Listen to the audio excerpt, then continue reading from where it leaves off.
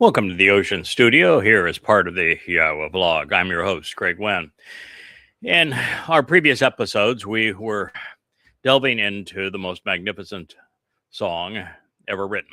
It is the 89th Psalm. It is a Mizmowr, or lyrics set to music, that was written by the creator of the universe, by Yahweh himself, regarding the person that he loves most, his beloved son, David.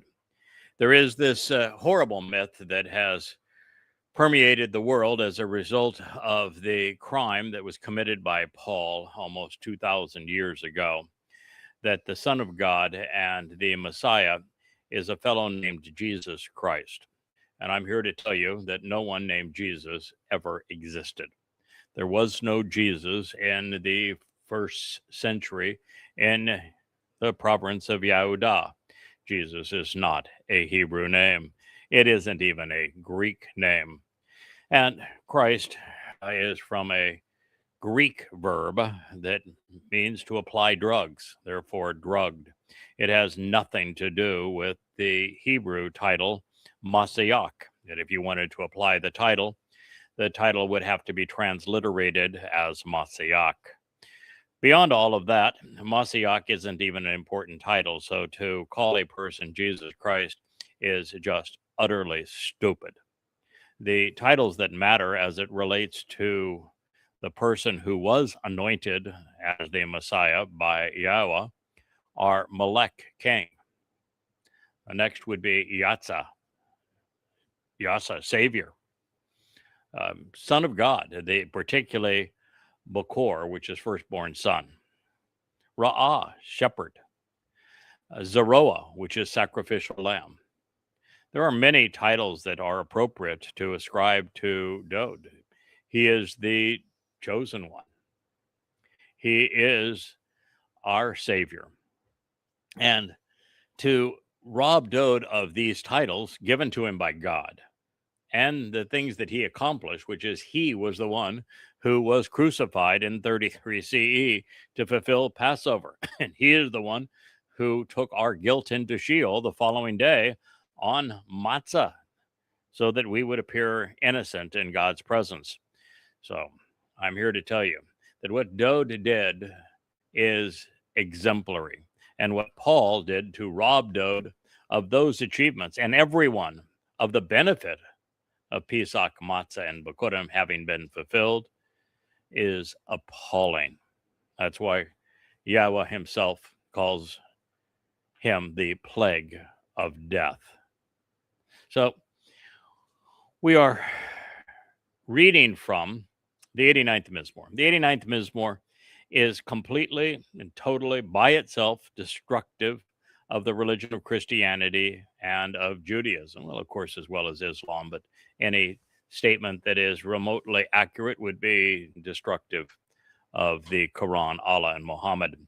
But in the case of Judaism and Christianity, both religions promoted a false Messiah, either Jesus Christ, who never lived, or Bar Kokhba, who was a failed warlord that brought the wrath of Rome down on the province of Yahudah and ultimately caused the diaspora as well as the deaths of hundreds of thousands of Jews.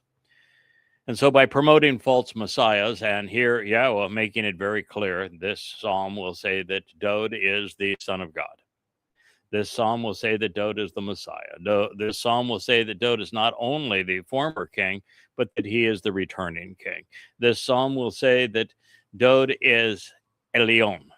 Elyon means he is the full influence, authority, and power of Yahweh. He is the chosen one. He is the one through whom Yahweh enabled the benefits of the covenant. And it doesn't get any better than that. And so this one psalm presents everything that Dowd represents, and it absolutely obliterates all of the claims made by Christianity, Islam, and Judaism. So it's a rather important piece.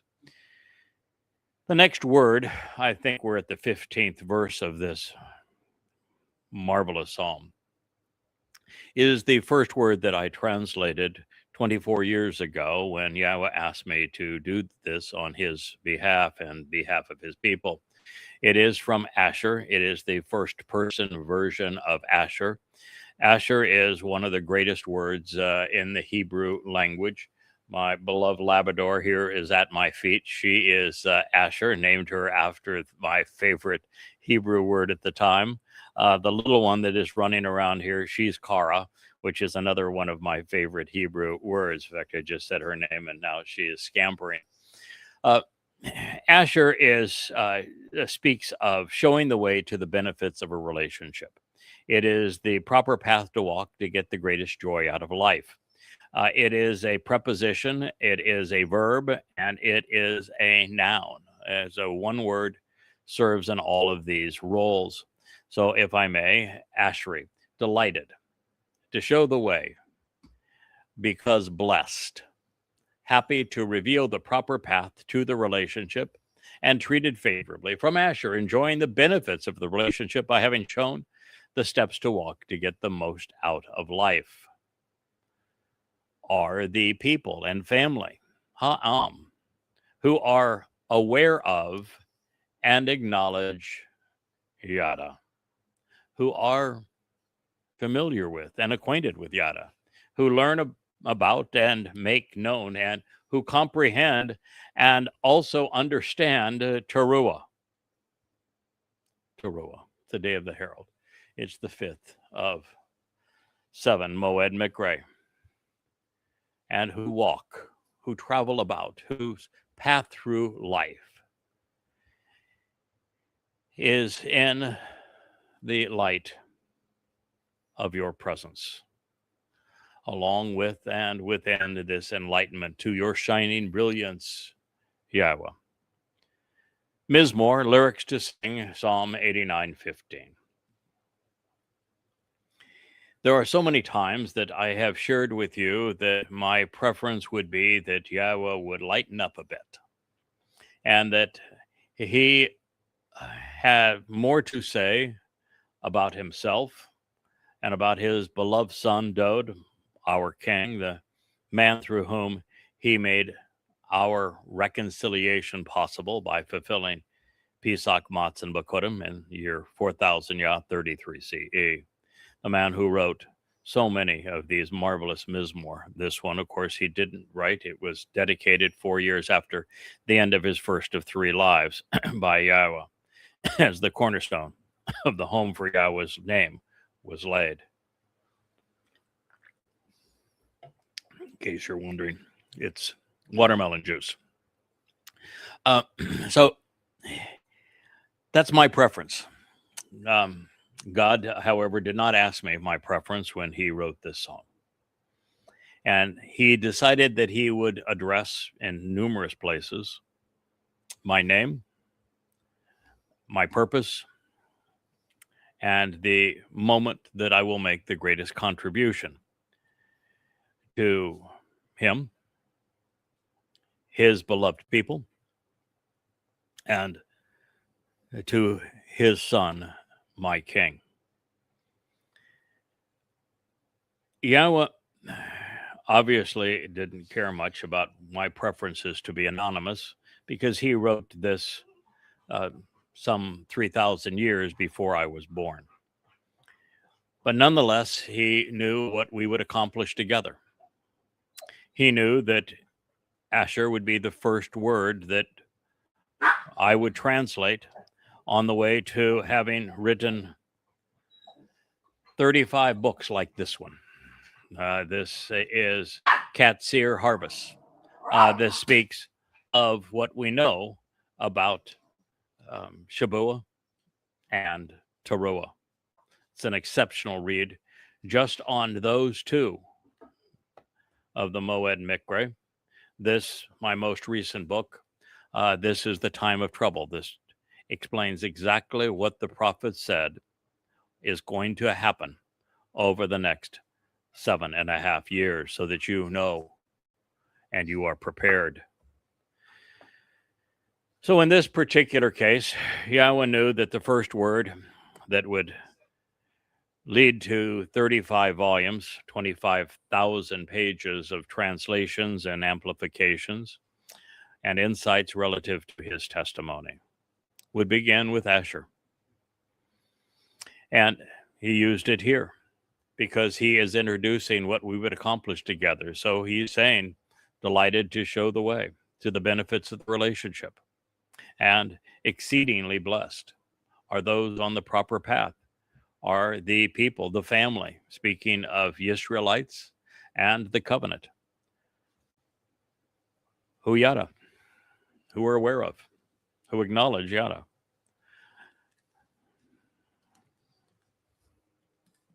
Yadah means to know. It is the nom de plume that I took long before I recognized that Yahweh would use it prolifically throughout the Torah, prophets, and Psalms. It served purpose well because I was sharing what I had learned, what I came to know, and I wanted to be anonymous. That is no longer the case because Yahweh had an entirely different agenda.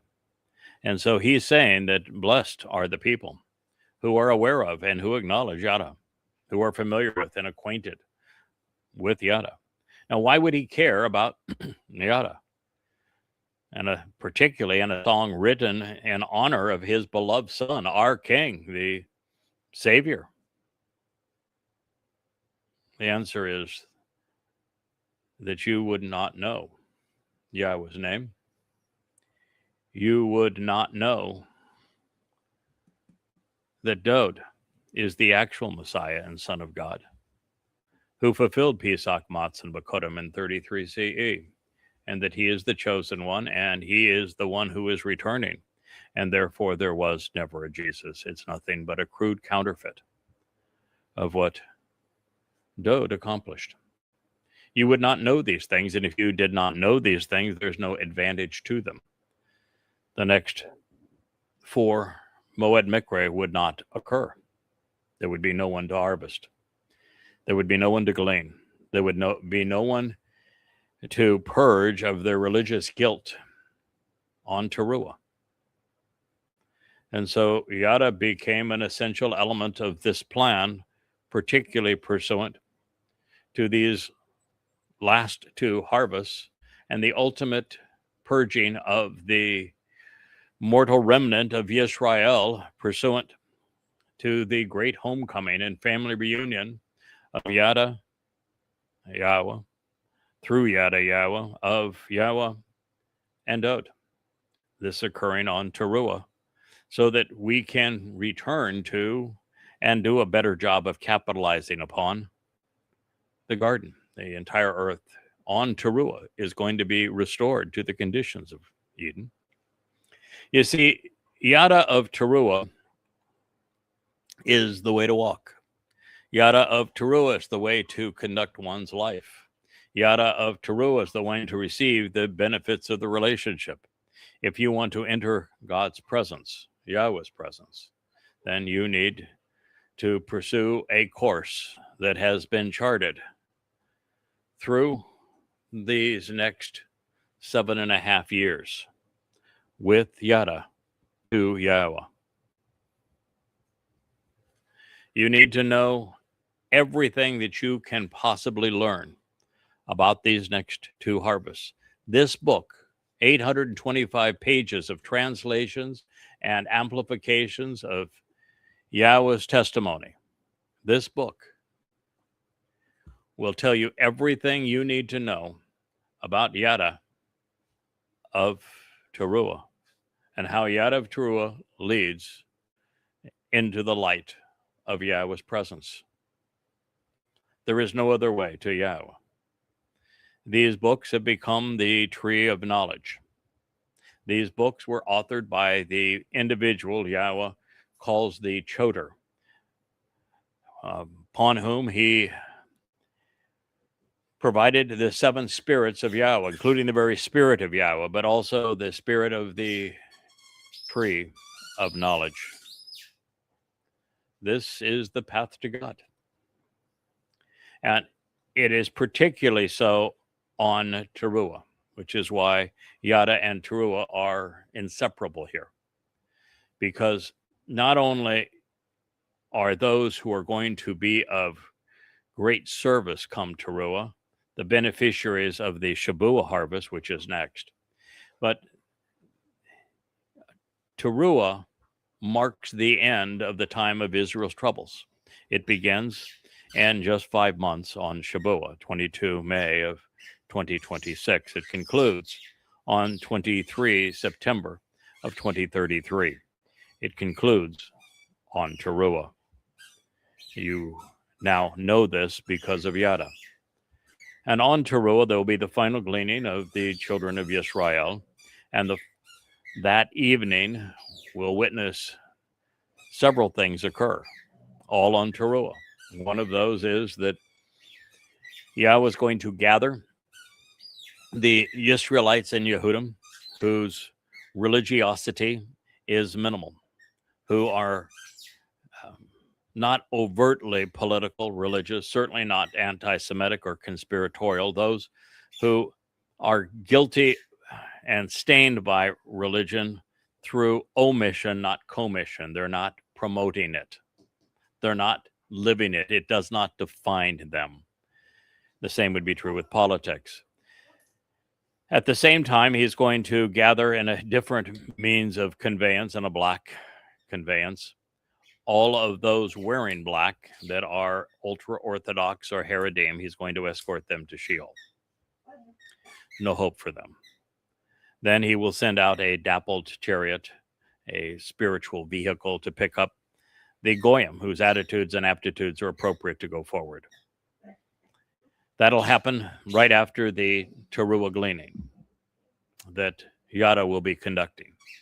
At the same time, Yadah will protect all of the Israelites and Yehudim in Israel who have survived the time of trouble, but who missed the Taruw'ah gleaning in the crags of his nature. And he then will stay behind with them because his role is to serve as the Adamah Parah, as the bloody red man of the earth who serves as a productive bull. He is the final sacrifice of the Moedim. The first sacrifice occurs, of course, as the ram. The lamb is sacrificed on Pesach. Dowd fulfilled that 2,000 years ago. He is the first, the mighty Zarowa, who is the sacrificial lamb of Passover.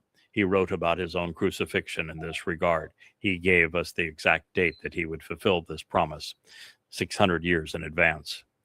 Wrote about his own crucifixion 1,000 years before he endured it. And so Dowd fulfilled the sacrifice of Passover.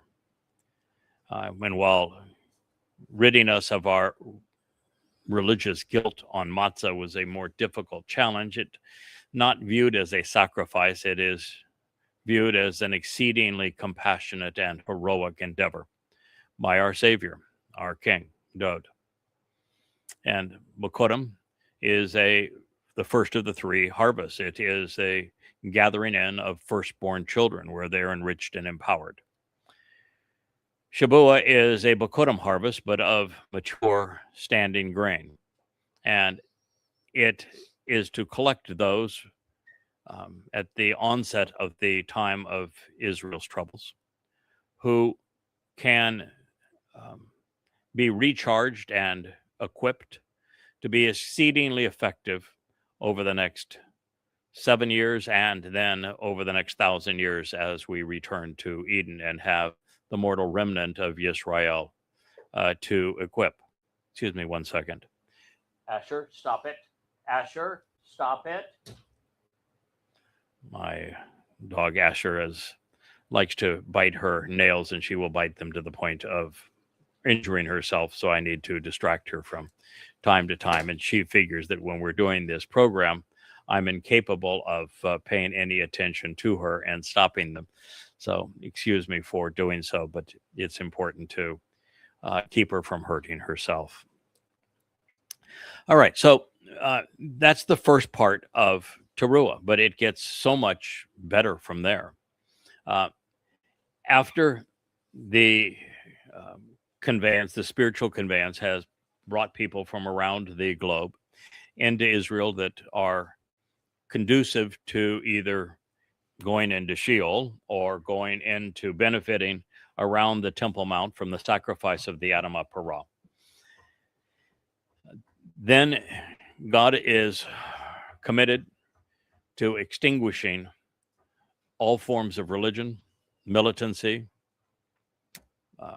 overt politics, conspiracy, anti-Semitism, and all of those who are festering with such things, and all of the apparati and the buildings, machines devoted to such things will be incinerated, instantly vanish. There won't be a church, a mosque, a temple, a synagogue, a state house, a capitol building, not one on the planet, not a courtroom. There won't be a police station. There won't be a military base. There won't be any military hardware. I mean, no means to fight and kill. All of it gone. And every Christian, Muslim, overtly religious Jew, Hindu, Marxist, MAGA, all gone. The earth is cleansed and prepared for our return to the garden. Now, at that same moment, right behind the blaze, Yahweh is terraforming. He's returning the earth so that the microcosm of this sheltered and enclosed, protected planet that is conducive to life, as was Eden, is now broadened so that the entire earth becomes like Eden. There'll be no religion, no politics, no militarism, no deceptions, no religious worship, no political oppression, all gone, and no pollution, no killing. The entire earth will be as pristine as was Eden. That is all going to materialize on Taruw'ah. And then as the sun rises that next day, we're going to experience one of the great shows ever, where Eliah, who has practiced at this with the sacrifice of a bull to purge the religiosity and the politics of Israel, he is going to reprise what he did 2,888 years prior to this date as the master of ceremonies. And it's going to be Hasatan as the beast that takes the life of the Adamah Parah. And that's the role I'm playing. That's why it's Yadah of Taruw'ah. And we know this from what we have read in Numbers 5, 15, 19, Debadim 29, and then throughout the book of Isaiah, particularly in the 17th chapter of Yeshaya. That's why this book is so long, pertaining to what's going to happen on Taruw'ah. It's the most amazing day in human history. But the Adamah Parah is going to be willingly sacrificed. He will give his life freely. And it's just his Bashar body, as was the case with Dowd 2,000 years earlier. His soul is unaffected, as was the case with Dowd's. And then Yahweh was going to release copious amounts of water from underneath the Temple Mount, and he is going to ignite the fire under the now bludgeoned body of the Adamah Parah, this man from Edom who saves many, who is Ha-Nakri, the observant foreigner. And ultimately, those waters are going to be purging, as is the case of the story in Numbers 5, should you wish to study up on what's going to happen. And therefore, there's going to be a mortal remnant of Yisrael who is purged and prepared to witness Dowd's return with Yahweh. And so this is what we're going to see just 10 days after the fulfillment of Taruw'ah, is on Yom Kippurim, Yahweh and Dowd return. And at that time, Dowd's going to have his seat of honor, which is the mercy seat of the Ark of the Covenant, be as brilliant as the sun. And the moon will be a sign forevermore in his presence. The moon is the lesser luminary that reflects the greater luminary's light throughout what we have read, and it's presented in the first day of creation, the first chapter of Genesis about the fourth day of creation. So these are the kinds of things that are being addressed by Yadah of Taruw'ah, because ultimately this leads to a return to the garden on Sukkah, where the tree of knowledge will lead once again to the tree of lives. And the tree of knowledge is Yadah. The tree of lives is Dowd.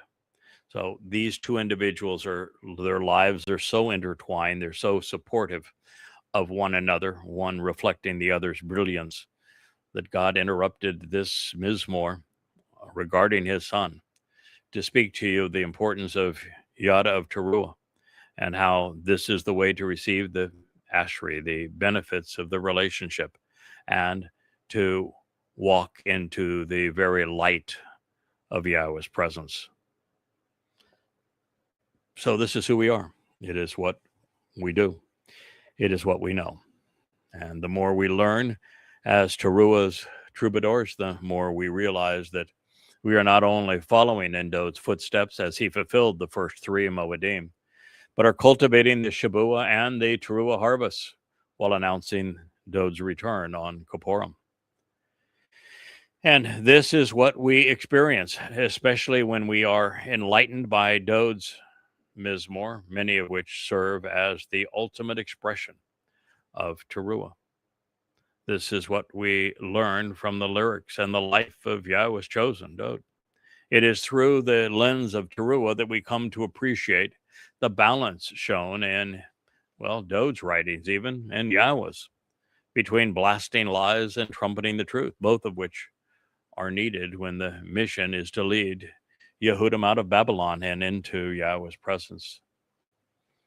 Over the course of the past, well, now 24 years, there have been many goosebump moments, times which we have found ourselves reveling in what we have learned, 100 of them at least in the last 6 months.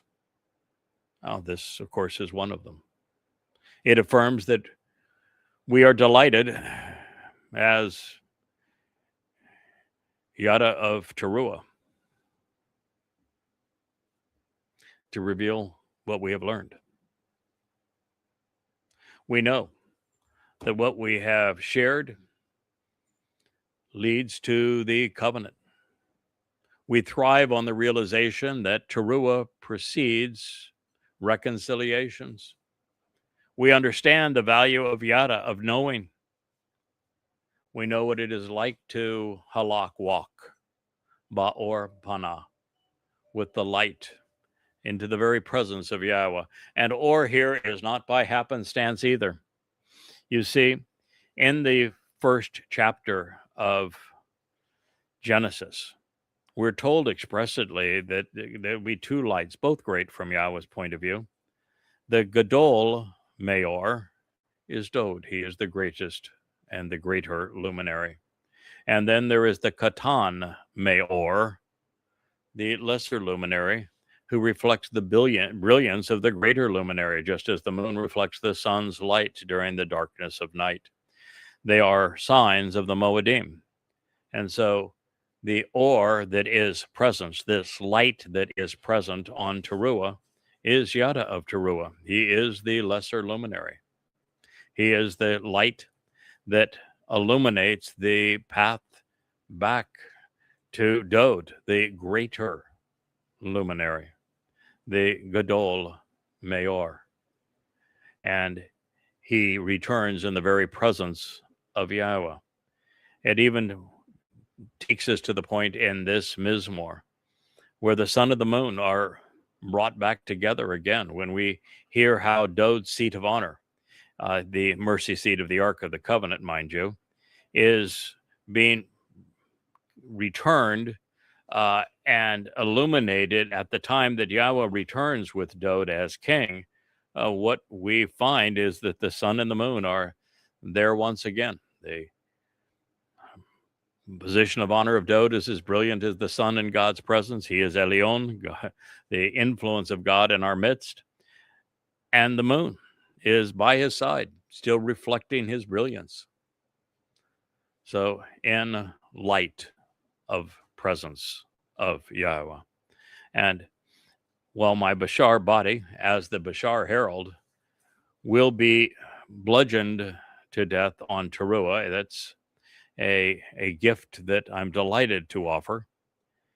My nefesh, my soul, is going to be present. The moment is complete there with Yahweh and Dowd. So this is an encapsulation, really, of everything we have written and spoken these last 24 years. And I will tell you that Yahweh introduced himself to me on Taruw'ah 24 years ago. And we have worked together tirelessly since that time.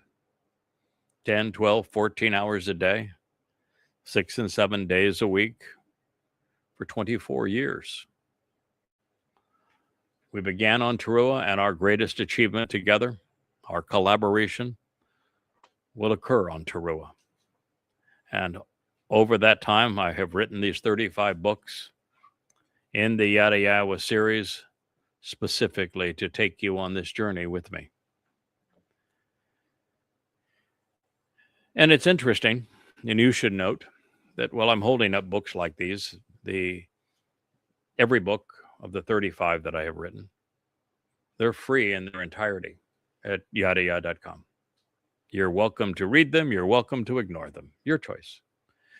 We have done many hundreds of hours of Yahweh vlog since Yahweh asked this time last year to switch from being a full-time translator and writer to a full-time vlogger, part-time writer at this time. I guess we're going to work 80 hours a week, which is still our pace. That it's nothing wrong with devoting 40 hours or so to vlogging and another 40 hours a week to translating and writing, which is sort of the pace that we're on these days. It's been an amazing journey, and we offer it all free. A man who has been my good friend, I think, longer than any other, just finished a couple of weeks stay here on the island. I just took him back to the airport moments ago, and he's going to return again. But he finished the job that I asked him to do as publisher, so that all of these books now have been published under their new look and represented in their entirety internally as well. And that he has published new volumes for us, and he has created a new and interactive website for us that has a blog, has a vlog, has all of these books and a flip book portion that is just so beautifully presented. It's so easy to read and study, and direct access to every one of the social media sites that we are live streaming on and presenting these presentations on. I think there's somewhere between 12 and 15 of them now.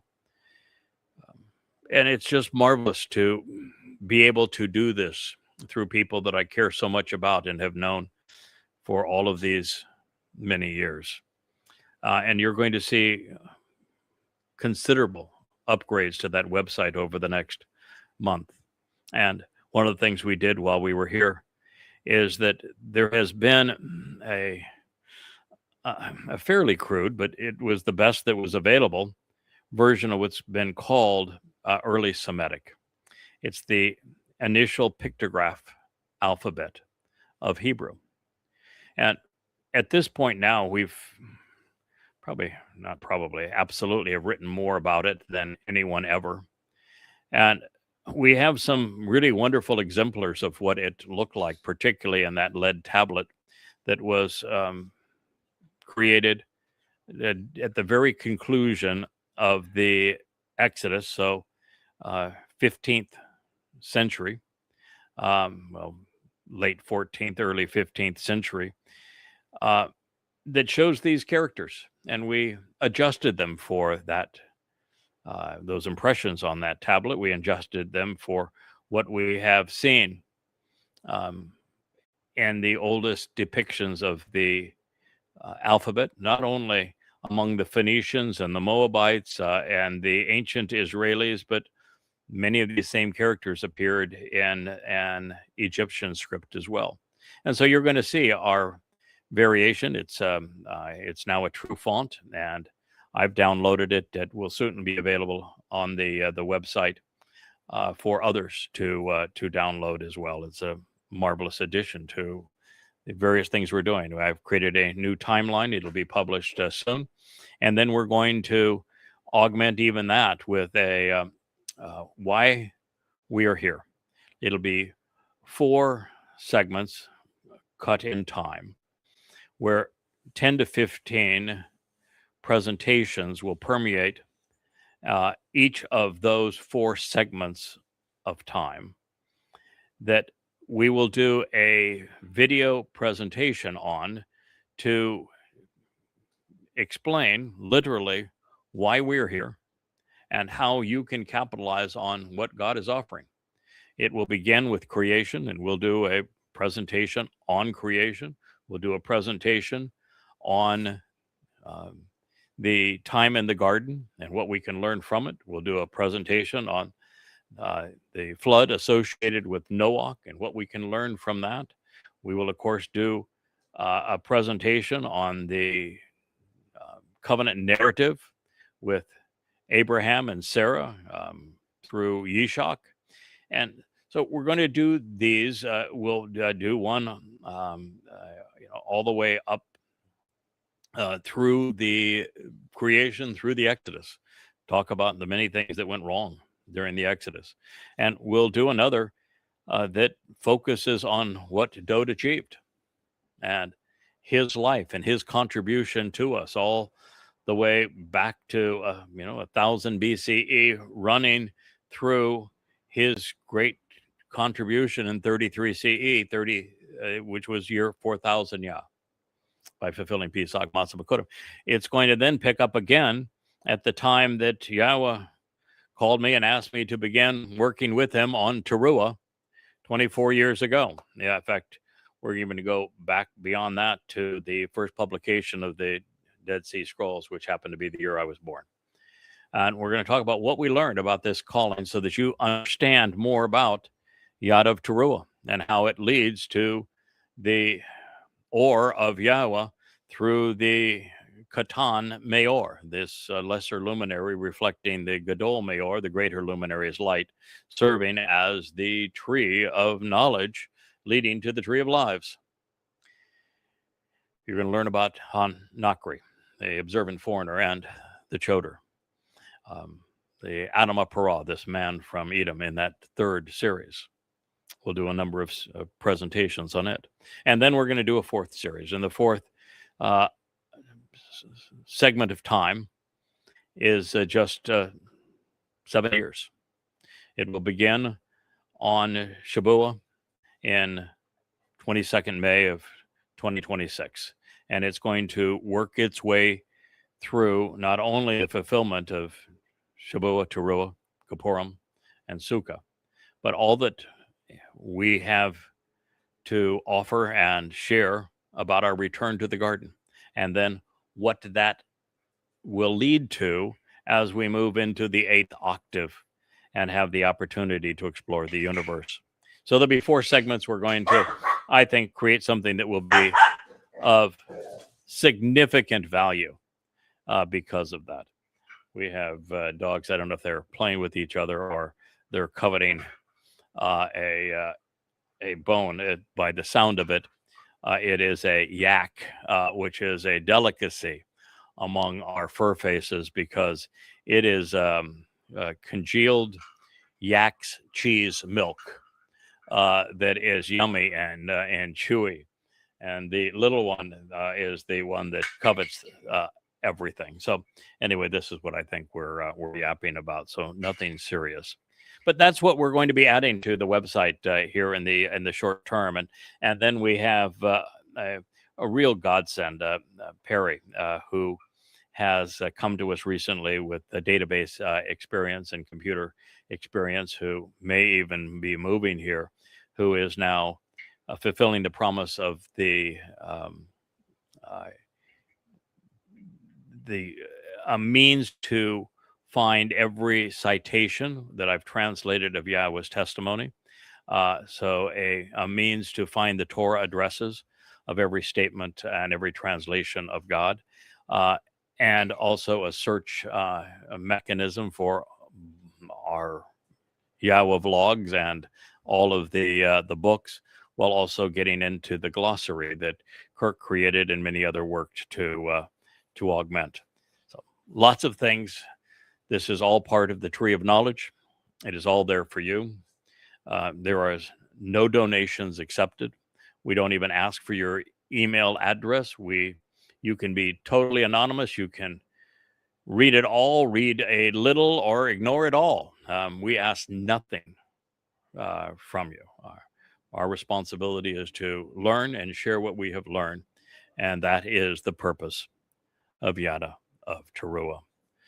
So we have done all that God has asked, and at the same time, we have as accurately and as completely as possible shared what Yahweh had to say about himself, explaining what he is offering and expects in return. This series of 35 books invented an entirely different way to present God's testimony in an amplified manner that lays every word open for you to validate the correctness of the translation for yourself. No one's ever done that before, and giving you an amplified means to understand more of what was there, as well as a running commentary and some 10,000 previously unheralded insights, all there for you. And all of this comes to fruition in setting up our King's return. Well, we do our role on Taruwah, and he returns on Kippurim, so that we can all celebrate Sukkah together. So there is so much more to the Day of the Herald. During this fulfillment, beginning at sunset of September 23rd, 2033, as the third and final Zarowa, my job will be to cultivate a gleaning of Israelites and of Yehudim from the olive. And at the same time, I'm going to ensure the protection of a mortal remnant deliberately left behind in Jerusalem while God gathers the Israelites and Yehudim from around the world. The following morning, while serving as the Adamah Parah, this bloody red man of the earth who is a productive bull, my sacrifice is going to cleanse and prepare this remnant of Israelites for Yahweh's return. So it is a marvelous turn of events, the fulcrum really upon which everyone who is listening to me, everyone who is on this planet, Yadah of Taruwah is the fulcrum on which you will go down or up. I hope you take advantage of what's here. This would be a marvelous place for you to begin. Or if you just want to know what's going to happen over these next 7.5 years, this as well. Now, also relevant, let us not lose sight of the fact that it was because of Asher in 2 Samuel 7 that we came to Yadah. Know all of this and how it is possible for us to walk directly into the light, the ore of Yahweh's presence.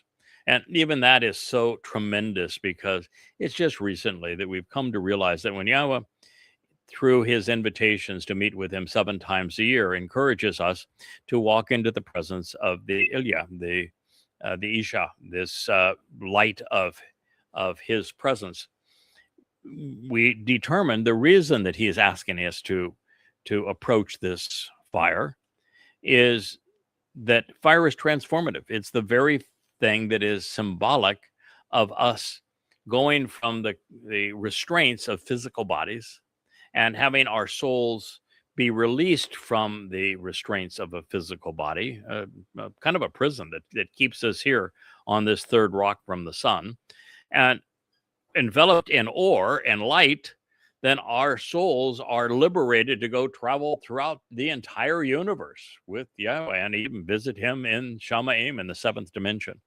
And so it is fire and light that is transformative in this way. Fire consumes decaying organic matter and turns it into light energy, which rises and is greatly more powerful in its very nature. So this is another of the insights that is important for you to know. So Mizmowr Psalm 89:15 has transitioned from comparing Yahweh to Dowd to celebrating our calling and purpose on behalf of Yahweh and Dowd. One thing has led to another. So since Yahweh has heightened our awareness of Taruw'ah, and since we have come to appreciate what it represents and our role in it, I'd like to affirm its timing.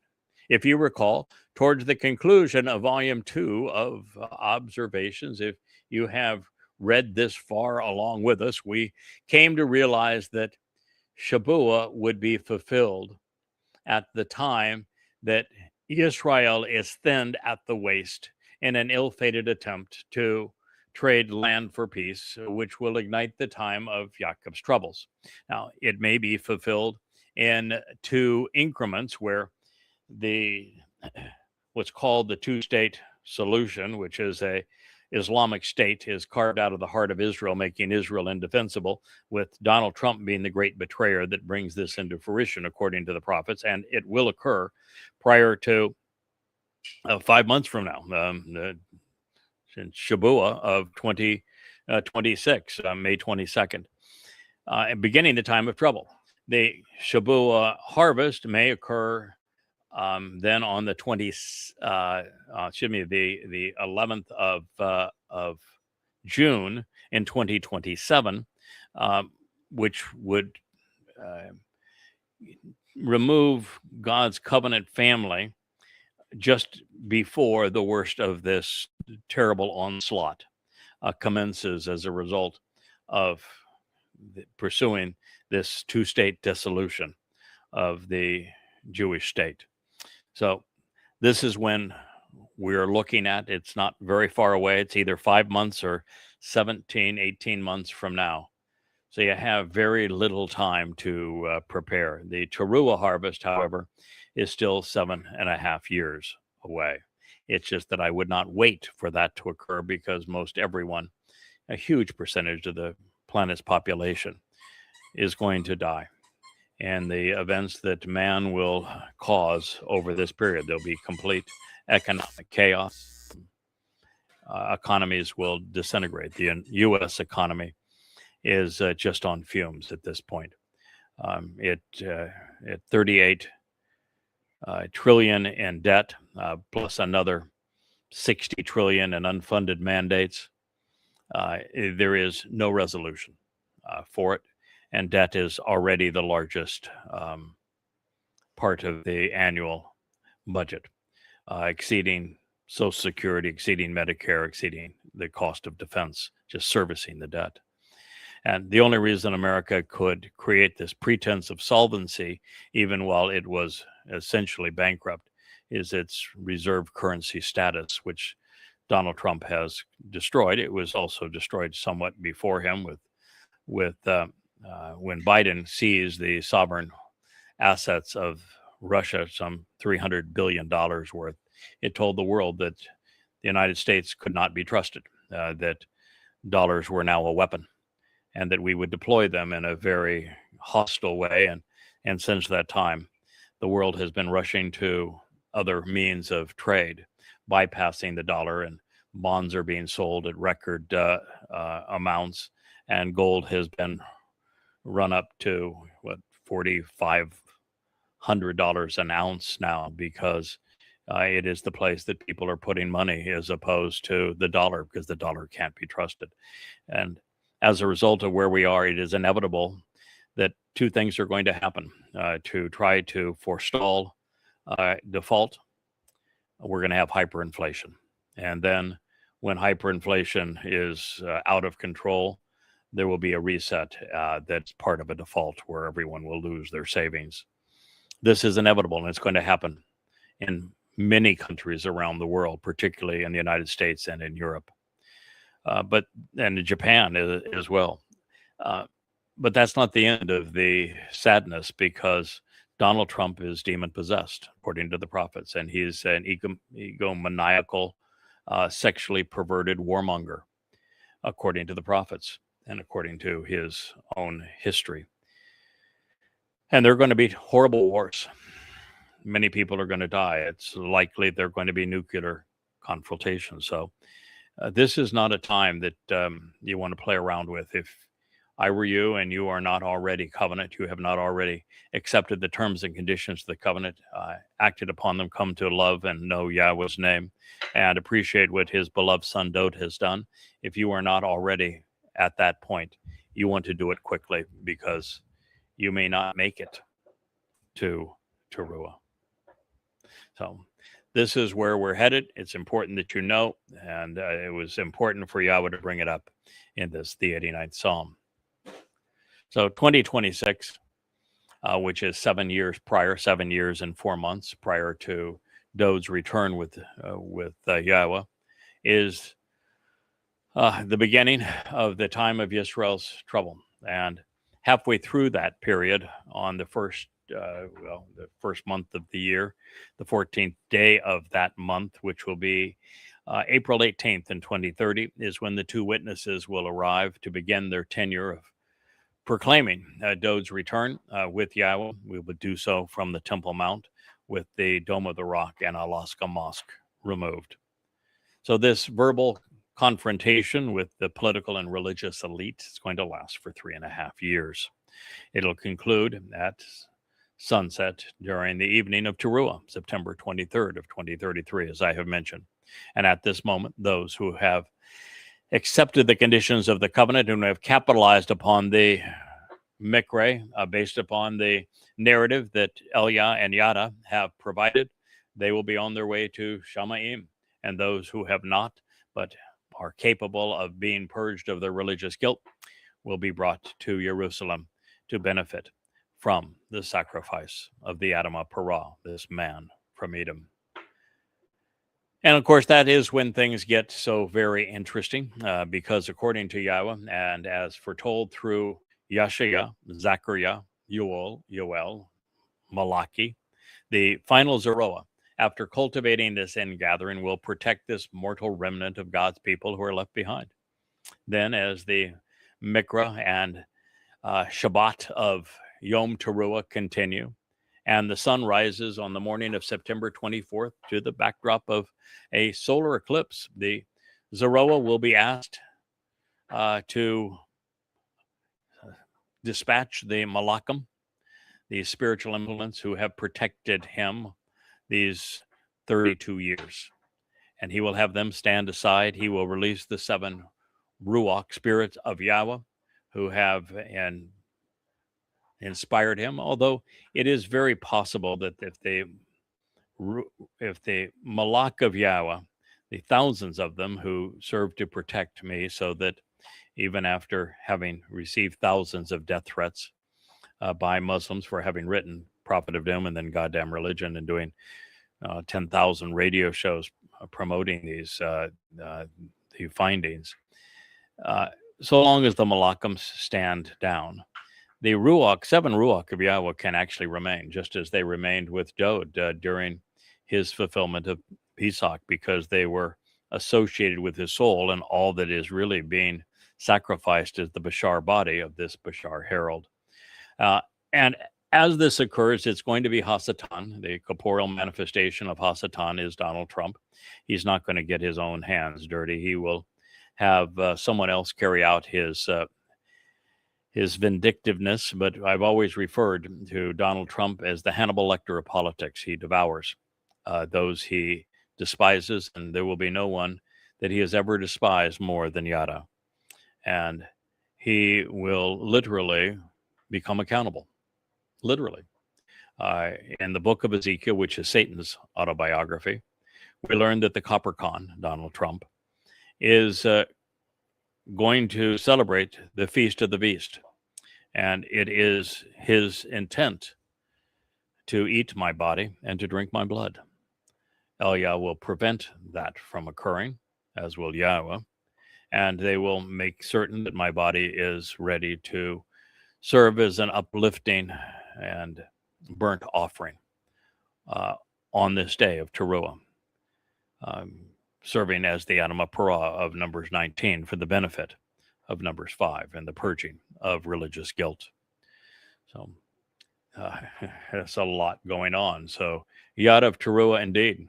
All of this so that this mortal remnant of Israel can experience what Zechariah speaks of in the 12th chapter, where the spirit of mercy comes upon Jerusalem, and they witness Yahweh's return with the one that has been pierced, and they weep for him as the only child, knowing that this is Dowd, the firstborn son of Dowd, of God, who is returning.